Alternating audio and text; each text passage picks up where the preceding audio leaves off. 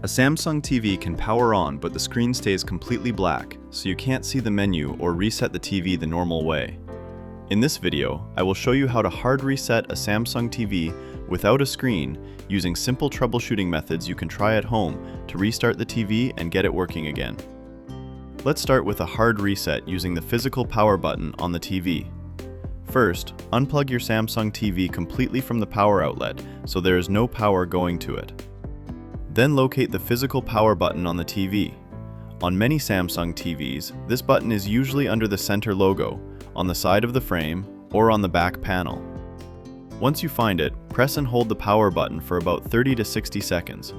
While you are still holding the power button, plug the TV back into the power outlet.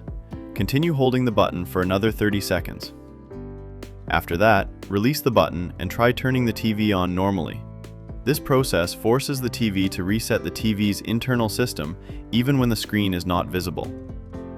Now let's check if an external device is causing the problem.